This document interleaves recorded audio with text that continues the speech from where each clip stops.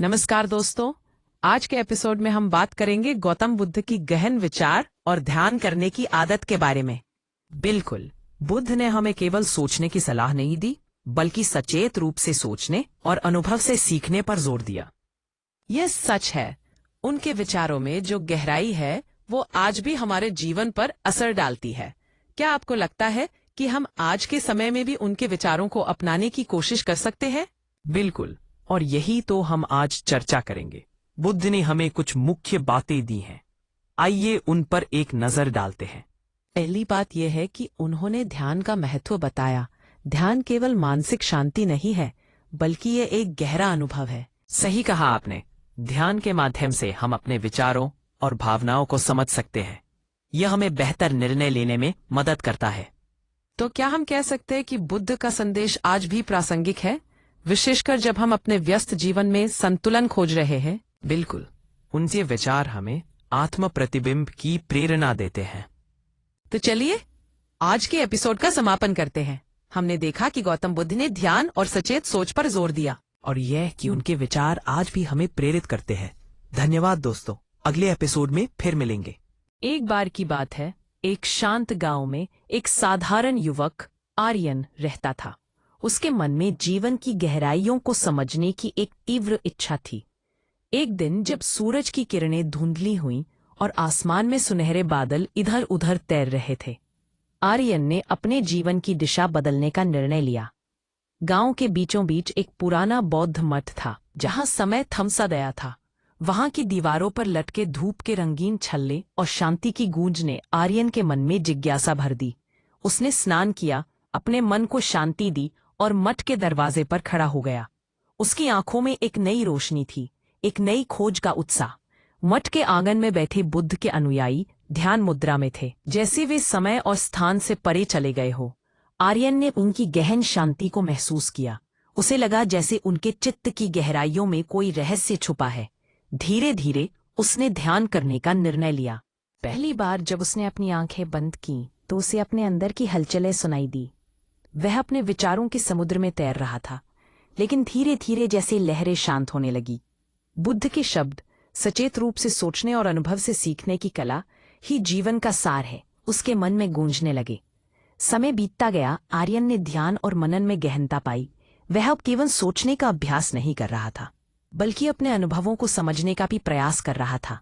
उसे महसूस हुआ कि जीवन में संघर्ष और बाधाएं भी एक अवसर है सीखने का। एक दिन मठ में एक अन्य अनुयायी, जो पहले से ही ध्यान में माहिर था, उससे मिला। उसने आर्यन से कहा, हर अनुभव हमें एक नया पाठ सिखाता है। यदि तुम इसे समझ सको तो तुम सच्चे ज्ञान के दरवाजे पर खड़े हो। आर्यन के मन में एक नई दृष्टि आई। अब वह जीवन की चुनौतियों को भी एक नए नजरिए से देखने लगा। उसकी आंखों में आत्मविश्वास की चमक थी और उसके चेहरे पर एक शांत मुस्कान। धीरे धीरे उसने अपनी भावनाओं को नियंत्रित करना सीख लिया और अपने आसपास के लोगों को भी प्रेरित करने लगा। कुछ समय बाद आर्यन ने गांव में एक ध्यान केंद्र खोला। वहां उसने बुद्ध के ज्ञान को साझा किया। लोग उसके पास आते और आर्यन उनके साथ अपने अनुभव साझा करता। गांव में एक नई ऊर्जा का संचार हुआ और सभी ने ध्यान और सचेत जीवन जीने की कला को अपनाया। आर्यन ने सीखा कि जीवन का असली सार केवल सोचना नहीं, बल्कि अनुभवों से सीखकर आगे बढ़ना है। वह अब एक प्रेरणा स्रोत बन चुका था और उसकी यात्रा ने न केवल उसकी, बल्कि पूरे गांव की दिशा बदल दी। इस तरह आर्यन ने अपनी मेहनत और बुद्धिमत्ता से जीवन को एक नए अर्थ में ढाल दिया। एक बार की बात है, एक शांत गांव था जहां लोग सरलता से जीवन बिताते थे। गांव के मध्य में एक विशाल पीपल का पेड़ खड़ा था, जिसकी छाया में बच्चे खेलते और वृद्ध लोग कहानियां सुनाते। उस गांव में एक युवा लड़का आरव था, जो हमेशा अपने विचारों में खोया रहता। उसकी आंखों में एक गहराई थी, जैसे वह अपनी आत्मा के रहस्यों को समझने की कोशिश कर रहा हो। एक दिन गांव में एक वृद्ध साधु आए। उनके चेहरे पर एक अद्भुत शांति थी और उनकी आंखों में ज्ञान की चमक। उन्होंने आरव को अपने पास बुलाया और कहा, बेटा, क्या तुम जानते हो कि ध्यान और आत्मनिरीक्षण क्या होते हैं? आरव ने सिर झुकाया। उसकी जिज्ञासा ने उसे ध्यान से सुनने पर मजबूर कर दिया। जब तुम अपने मन और विचारों पर ध्यान देते हो, साधु ने कहा, तब तुम अपनी भावनाओं और कर्मों को नियंत्रित कर सकते हो। यह एक ऐसा कौशल है जो तुम्हें जीवन की कठिनाइयों से निपटने में मदद करता है। आरव के दिल में एक अदृश्य आग जल उठी। उसने सोचा, क्या उसके विचारों की शक्ति उसे अपनी वास्तविकता को बदलने की क्षमता दे सकती है? अगले कई दिनों तक आरव ने साधु के शब्दों को अपने मन में गहराई से उतारा। उसने सुबह सुबह उठकर पीपल के पेड़ के नीचे बैठना शुरू किया। पहले तो वह खुद को नियंत्रित नहीं कर पाया, उसके मन में विचारों का समुद्र उमड़ता रहा। लेकिन धीरे धीरे उसने अनुभव किया कि जब वह अपने विचारों को देखता है तो वे उसे डराते नहीं बल्कि उसे समझाते हैं। एक दिन गांव में एक भारी बारिश आई। यह बारिश इतनी प्रचंड थी कि कई घरों में पानी भर गया। आरव ने देखा कि उसकी माँ और पिता परेशान थे और गांव वाले भी चिंता में थे। उस समय आरव ने अपनी नई सीखी हुई ध्यान की कला को आजमाने का निर्णय लिया। उसने अपनी आंखें बंद की और गहरी सांस ली, अपनी चिंताओं को अपने मन से बाहर निकालने की कोशिश की। जब आरव ने ध्यान किया तो उसने महसूस किया कि वह अपनी भावनाओं पर नियंत्रण पा रहा है। उसकी माँ की चिंता, पिता की निराशा और गांव वालों की हताशा अब उसे डरा नहीं रही थी।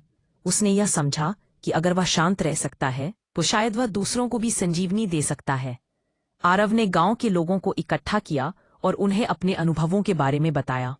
उसने साधु के शब्दों को साझा किया, अगर हम अपने मन और विचारों पर ध्यान दें तो हम अपनी भावनाओं को समझ सकते हैं और कठिनाइयों में भी शांति पा सकते हैं। गांव वालों ने उसकी बात को ध्यान से सुना। वृद्ध साधु की शिक्षाओं के माध्यम से आरव ने न केवल अपने जीवन को बदला बल्कि पूरे गांव में एक नई चेतना का संचार किया। उन्होंने समझा कि आत्मनिरीक्षण केवल व्यक्तिगत नहीं बल्कि सामूहिक भी होता है। सबने मिलकर उस दिन एक नई शुरुआत की जहां वे अपने मन और भावनाओं पर ध्यान देने लगे। अंत में आरव ने जाना कि ध्यान केवल एक तकनीक नहीं बल्कि एक जीवन का तरीका है जो उसे और उसके गांव को हर परिस्थिति में शांति और सामंजस्य की ओर ले जाता है। और इस तरह एक साधारण सी सीख ने एक युवा लड़के और उसके गांव की कहानी को बदल दिया। गर्म धूप में एक छोटे से गांव में जहां पेड़ अपनी लंबी शाखाएं फैलाए हुए थे, वहां एक साधारण युवक का जीवन बिता रहा था जिसका नाम आर्यन था। उसकी आंखों में सपनों की चमक थी, लेकिन उसकी सोच में एक हल्की सी धुंधलापन था।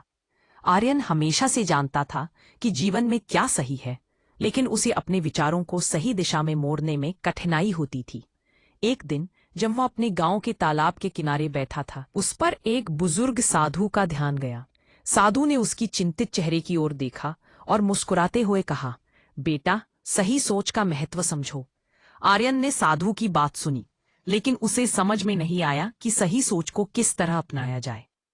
साधु ने अपनी आंखें बंद की और एक हल्की सांस लेते हुए कहा, सही सोच केवल विचार नहीं है, यह एक भावनात्मक यात्रा है। जब तुम अपनी सोच में अहिंसा, करुणा और सत्य को शामिल करते हो, कब तुम्हारी सोच का रंग बदल जाता है। आर्यन ने साधु की बातों पर गहराई से विचार करना शुरू किया। वह अपने गांव के लोगों को देखता जो अपने छोटे छोटे झगड़ों और मतभेदों में उलझे हुए थे। एक दिन आर्यन ने अपने दोस्तों के बीच एक विवाद को सुलझाने की कोशिश की, जिसमें उन्होंने अहिंसा और करुणा का प्रयोग किया। पहले तो उसे असफलता का सामना करना पड़ा, लेकिन उसने हार नहीं मानी। धीरे धीरे उसके प्रयासों ने रंग लाना शुरू किया। गांव वाले उसकी बातों को सुनने लगे और उसकी सोच की दिशा ने उन्हें भी प्रेरित किया। उन्होंने एक दूसरे के प्रति अधिक सहानुभूति और समझ विकसित की। कुछ महीनों बाद आर्यन ने महसूस किया कि उसकी सोच में एक सकारात्मक बदलाव आ चुका था। उसके दिल में करुणा की गहराई थी और उसके शब्दों में सच्चाई की स्पष्टता।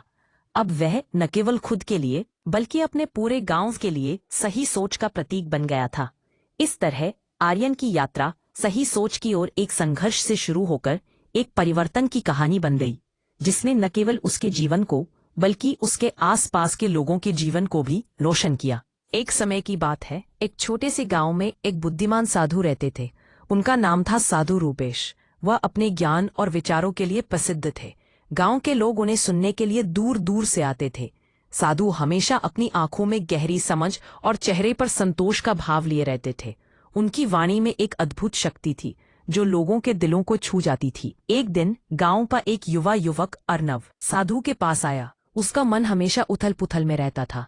वह अपने भविष्य को लेकर चिंतित था और सोच सोचकर परेशान हो चुका था। साधु ने उसे देखकर मुस्कुराया और कहा, अर्नव, तुम जानते हो हमारे विचार ही हमारे कर्मों और जीवन के परिणामों को आकार देते हैं। अर्नव ने आश्चर्य से साधु की आंखों में देखा। साधु ने आगे कहा, जब तुम सकारात्मक सोचोगे तो तुम सकारात्मक परिणामों की ओर बढ़ोगे। हर एक विचार एक बीज की तरह है जो तुम्हारे जीवन की भूमि में बोया जाता है। साधु की बातों ने अर्नव के मन में हलचल मचा दी। उसने अपनी सोच के माध्यम से अपनी समस्याओं का समाधान निकालने की कोशिश की, परंतु जब वो अधिक सोचने लगा तो उसकी मानसिक ऊर्जा एक ही दिशा में केंद्रित नहीं हो पा रही थी। वह हमेशा डर और संदेह के जाल में उलझा रहता। एक रात जब अर्नव चांदनी रात में टहल रहा था, उसने साधु की बातें याद की। उसके मन में एक विचार आया, अगर मैं सही दिशा में सोचूं और सही ऊर्जा लगाऊं तो क्या होगा। उसने अपनी सोच को सकारात्मकता की ओर मोड़ने का निश्चय किया। अगले दिन से उसने अपने हर विचार में सकारात्मकता भरना शुरू किया। उसने अपने डर को चुनौती दी और अपने सपनों की ओर कदम बढ़ाने लगा। धीरे धीरे उसकी परेशानियां हल होने लगीं।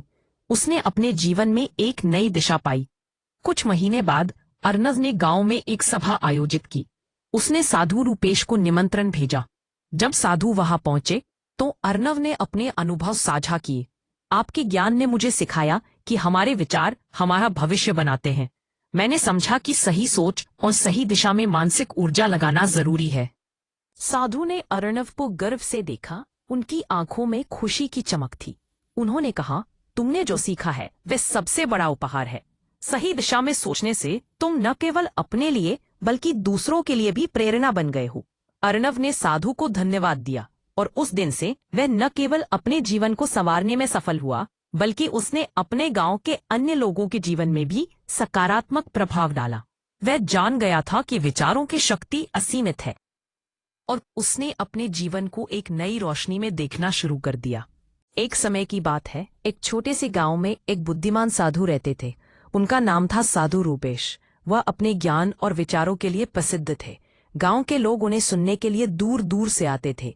साधु हमेशा अपनी आंखों में गहरी समझ और चेहरे पर संतोष का भाव लिए रहते थे। उनकी वाणी में एक अद्भुत शक्ति थी जो लोगों के दिलों को छू जाती थी। एक दिन गांव का एक युवा युवक अर्नव साधु के पास आया। उसका मन हमेशा उथल पुथल में रहता था। वह अपने भविष्य को लेकर चिंतित था और सोच सोचकर परेशान हो चुका था। साधु ने उसे देखकर मुस्कुराया और कहा, अर्नव, तुम जानते हो हमारे विचार ही हमारे कर्मों और जीवन के परिणामों को आकार देते हैं। अर्नव ने आश्चर्य से साधु की आंखों में देखा। साधु ने आगे कहा, जब तुम सकारात्मक सोचोगे तो तुम सकारात्मक परिणामों की ओर बढ़ोगे। हर एक विचार एक बीज की तरह है जो तुम्हारे जीवन की भूमि में बोया जाता है। साधु की बातों ने अर्नव के मन में हलचल मचा दी। उसने अपनी सोच के माध्यम से अपनी समस्याओं का समाधान निकालने की कोशिश की, परंतु जब वो अधिक सोचने लगा तो उसकी मानसिक ऊर्जा एक ही दिशा में केंद्रित नहीं हो पा रही थी। वह हमेशा डर और संदेह के जाल में उलझा रहता। एक रात जब अर्नव चांदनी रात में टहल रहा था, उसने साधु की बातें याद की। उसके मन में एक विचार आया, अगर मैं सही दिशा में सोचूं और सही ऊर्जा लगाऊं तो क्या होगा। उसने अपनी सोच को सकारात्मकता की ओर मोड़ने का निश्चय किया।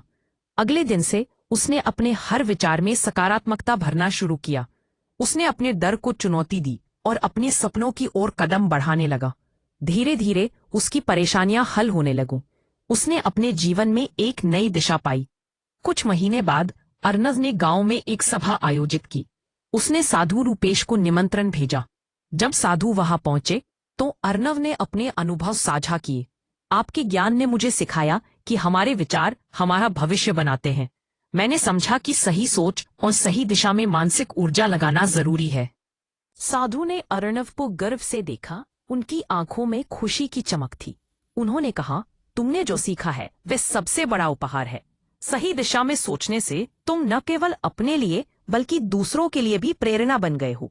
अर्नव ने साधु को धन्यवाद दिया और उस दिन से वह न केवल अपने जीवन को संवारने में सफल हुआ, बल्कि उसने अपने गांव के अन्य लोगों के जीवन में भी सकारात्मक प्रभाव डाला। वह जान गया था कि विचारों की शक्ति असीमित है और उसने अपने जीवन को एक नई रोशनी में देखना शुरू कर दिया। सूरज की किरणें धीरे धीरे क्षितिज में गहराई तक समा रही थी, जैसे कि दिन अपनी अंतिम सांसें ले रहा हो। एक छोटे से गांव में जहां पेड़ और फूलों की महक हवा में तैरती थी, वहां एक साधक अर्जुन बैठा था। उसकी आंखों में गहराई थी, जैसे कि वह जीवन के रहस्यों को समझने की कोशिश कर रहा हो। अर्जुन का मन विचारों का एक जाल बन चुका था। हर दिन वह अपने दिमाग में दौड़ते सवालों और जवाबों के साथ जूझता। क्या सच में खुशी का कोई अर्थ है? क्या यह सिर्फ एक भ्रम है? लेकिन बुद्ध की शिक्षाएं उसे हमेशा याद रहती। सिर्फ सोचते रहना ही काफी नहीं है। उसने एक दिन धूप में बैठे हुए सोचा, मुझे अपनी सोच को समझदारी और जागरूकता के साथ नियंत्रित करना होगा। उस पल उसे महसूस हुआ कि उसके विचारों का नियंत्रण उसके हाथ में है। अर्जुन ने अपनी आंखें बंद की और गहरी सांस ली। वह अपने भीतर की आवाज को सुनने लगा। जैसे जैसे उसने अपने विचारों को समझने की कोशिश की, उसे महसूस हुआ कि दुख और भ्रम उसके अपने बनाए हुए थे। उसने ठान लिया कि वह उन्हें अपने जीवन से निकाल फेंकेगा। आसपास के पेड़ जो धीरे धीरे अपने पत्तों को गिराते जा रहे थे, जैसे उसके अंदर की हलचल को समझते हुए शांत थे। अर्जुन ने अपने मन की गहराई में झांकने का साहस किया। उसे महसूस हुआ कि उसके भीतर की सुंदरता को पहचानने का समय आ गया है। धीरे धीरे उसे अपने भीतर एक नई शांति का अनुभव हुआ। उसने समझा कि जब वह अपने विचारों पर ध्यान देता है और उन्हें नियंत्रित करता है, तब वह दुख और भ्रम को कम कर सकता है। यह एक कठिन यात्रा थी, लेकिन आवश्यक। गांव में लौटते हुए अर्जुन ने एक नया दृष्टिकोण अपनाया। उसकी आंखों में चमक थी और चेहरे पर संतोष। अब वह जानता था कि विचारों से मुक्ति केवल सोचने में नहीं, बल्कि उन्हें समझदारी से दिशा देने में है। इस नए ज्ञान के साथ उसने जीने का एक नया तरीका खोज लिया। एक बार की बात है, एक छोटे से गांव में एक साधारण व्यक्ति अर्जुन रहता था। अर्जुन का जीवन बहुत ही व्यस्त था। दिन भर खेतों में काम करते हुए और अपने परिवार की चिंता करते हुए उसके चेहरे पर हमेशा एक हल्की थकान और चिंता की छाया होती थी। लेकिन अर्जुन के भीतर एक गहरी जिज्ञासा थी। वह जानना चाहता था कि जीवन का असली मतलब क्या है। एक दिन जब सूरज की पहली किरणें धरती पर बिखर रही थी, अर्जुन ने अपने पिता से बुद्ध की एक प्रसिद्ध सलाह सुनी, मन ही सब कुछ है, जो तुम सोचते हो वही तुम बन जाते हो। यह वाक्य उसके दिल में गहराई तक उतर गया। उसने महसूस किया कि शायद उसकी चिंता और थकान उसके अपने विचारों का परिणाम है। अर्जुन ने सोचा, यदि मेरे विचार ही मेरे जीवन को आकार देते हैं, तो क्यों न मैं अपने विचारों को सकारात्मक और सजग बनाऊं। उसने ध्यान करने का निर्णय लिया। पहले दिन उसने एक शांत जगह पर बैठकर अपनी आंखें बंद कर ली। चारों ओर का वातावरण बहुत ही शांत था। केवल पक्षियों की चहचहाहट सुनाई दे रही थी। वह अपने मन को नियंत्रित करने की कोशिश कर रहा था, लेकिन उसके विचार इधर उधर भाग रहे थे। दिन बीतते गए और अर्जुन ने निरंतरता से ध्यान का अभ्यास किया। धीरे धीरे उसके मन की हलचल कम होने लगी और उसके भीतर एक शांति का अनुभव हुआ। वह अपने विचारों को सकारात्मक दिशा में मोड़ने लगा। उसके चेहरे पर एक नई चमक आ गई और उसकी चिंता का बोझ हल्का होता गया। एक दिन गांव के लोग अर्जुन की परिवर्तनशीलता को देखकर चौंक गए। उन्होंने देखा कि वह अब खुश रहने लगा था और उसकी मुस्कान में एक अद्भुत ऊर्जा थी। अर्जुन ने उन्हें भी ध्यान और सकारात्मक सोच के महत्व के बारे में बताया। गांव में एक नई खुशहाली का माहौल बन गया। अर्जुन ने सीखा कि वास्तव में मन ही सब कुछ है। उसके विचारों ने न केवल उसका जीवन बदला, बल्कि पूरे गांव की दिशा को भी। अब जब भी वह ध्यान करता, उसे अपने भीतर की शक्ति का अनुभव होता और वह जानता था कि उसके सपने और उसकी वास्तविकता दोनों उसके अपने विचारों की उपज है। जब सूरज ने अपनी सुनहरी किरणों से आकाश को रंगना शुरू किया, तो एक छोटे से गांव में एक साधु बुद्ध ध्यान में लीन था। उसकी आंखें बंद थीं और उसके मन में विचारों का तूफान चल रहा था। उसने हमेशा कहा था, यदि हम अपने मन को नियंत्रित कर ले तो कोई भी शक्ति हमें हरा नहीं सकती। लेकिन आज उसके लिए यह बात केवल शब्द नहीं थी। गांव के लोग उसे देखते थे, उसकी शांति और ज्ञान की ओर आकर्षित होते थे। लेकिन उनमें से एक युवा सुमित हर समय चिंता में डूबा रहता था। उसका मन उसके विचारों से भरा हुआ था। उसने अपने भविष्य के बारे में सोचते सोचते कई रातें बिताई थी। यह सोच उसे बेचैन करती थी, जैसे कोई काला बादल उसके दिमाग में घुमड़ रहा हो। उसने कई बार बुद्ध के पास जाकर मदद मांगी थी, पर हर बार उसे वही सलाह मिली थी, आत्मनिरीक्षण करो और अपने मन को नियंत्रित करो। इस बार सुमित ने हिम्मत जुटाई और बुद्ध से मिलने आया। उसने कहा, महन, मुझे समझ में नहीं आता कि मैं अपने विचारों को कैसे नियंत्रित करूं। वे मुझे लगातार परेशान करते हैं। बुद्ध ने उसकी आंखों में देखा और एक मुस्कान के साथ कहा, आओ मेरे साथ एक साधारण अभ्यास करो। बुद्ध ने उसे एक शांत स्थान पर बिठाया और ध्यान करने का तरीका सिखाया। सुमित ने गहरी सांस ली और धीरे धीरे उसके विचारों का तूफान शांत हो गया। उसने महसूस किया कि विचारों की शक्ति उसकी खुद की है और वह उन्हें नियंत्रित कर सकता है। जैसे जैसे वह ध्यान में डूबा, उसने अपने भीतर की आवाज को सुना जो उसे बताती थी कि चिंता और भय केवल भ्रम है। कुछ समय बाद सुमित ने अपने भीतर एक नई ऊर्जा का अनुभव किया। वह जान गया था कि यदि वह अपने मन को नियंत्रित कर लेता है तो वह अपनी चिंताओं पर काबू पा सकता है। उसने बुद्ध को धन्यवाद दिया और गांव लौट आया, जिसमें एक नई आशा और आत्मविश्वास था। अब वह गांव में सिर्फ एक युवक नहीं था, बल्कि एक प्रेरणा बन गया था। उसने गांव वालों को भी सिखाया कि कैसे वे अपने विचारों को समझ सकते हैं और उन्हें सकारात्मक दिशा में मोड़ सकते हैं। धीरे धीरे गांव में एक नई जागरूकता फैल गई और सबने यह महसूस किया कि उनके मन की शक्ति उनकी खुद की थी। इस तरह सुमित ने अपने और गांव के लोगों के लिए एक नया अध्याय शुरू किया, जिसमें आत्मनिरीक्षण और आत्मसुधार की शक्ति ने सबको एक नई दिशा दी। एक बार की बात है, एक छोटे से गांव में एक युवा किसान अर्जुन अपनी साधारण जिंदगी जी रहा था। उसकी सुबह की शुरुआत सूरज की पहली किरणों के साथ होती थी, जब रोशनी धीरे धीरे धरती को चूमती थी। खेतों में हल चलाते हुए उसकी आंखों में एक गहरी सोच थी। वह अक्सर अपने दादी नानी की कहानियों को याद करता था, जिनमें उन्होंने कहा था कि हर विचार, शब्द और कर्म का फल होता है। अर्जुन का दिल सकारात्मकता से भरा हुआ था, लेकिन गांव में एक काला बादल मंडरा रहा था। उसके पड़ोसी रामू, जो हमेशा नकारात्मकता का आलम बिखेरता था, उसने अर्जुन के मन में संदेह पैदा किया। सुख की कोई बात नहीं है अर्जुन, सब केवल समय की बर्बादी है, रामू कहता। उसकी बातें अर्जुन के दिल में टकराती थी, जैसे सुनामी में एक छोटी नाव। जैसे ही दिन बीतते गए, अर्जुन ने ठान लिया कि वह अपने विचारों को बदलने की कोशिश करेगा। उसने ध्यान लगाना शुरू किया और सकारात्मक सोच को अपने दैनिक जीवन में उतारने का प्रयास किया। वह अपने खेतों में काम करते हुए खुद से कहता, मैं अच्छा करूंगा और अच्छे कर्मों का फल मिलेगा। गांव के लोग धीरे धीरे उसकी परिवर्तनशीलता को देखने लगे। अर्जुन ने न केवल अपने खेतों में फसल को उगाने का तरीका बदला, बल्कि गांव के बच्चों को भी पढ़ाने लगा। उसकी सोच और कर्म से अन्य किसानों ने प्रभावित होकर उसके साथ काम करना शुरू किया। एक दिन गांव में एक बड़ा तूफान आया। सभी किसान अपने अपने घरों में छिप गए, लेकिन अर्जुन ने अपने खेतों की रक्षा के लिए बाहर जाने का निर्णय लिया। जब तूफान थमा तो गांव वालों ने देखा कि अर्जुन के खेत बचे हुए थे, जबकि अन्य किसानों की फसलें पूरी तरह से नष्ट हो गई थीं। गांव के लोग आश्चर्यचकित थे। कैसे हुआ ये? एक किसान ने पूछा। अर्जुन ने मुस्कुराते हुए कहा, यह सब अच्छे विचारों और कर्मों का परिणाम है। मैंने हमेशा सकारात्मकता को अपने जीवन में रखा। उस दिन से गांव के लोग अर्जुन की बातों को सुनने लगे। उन्होंने सीखा कि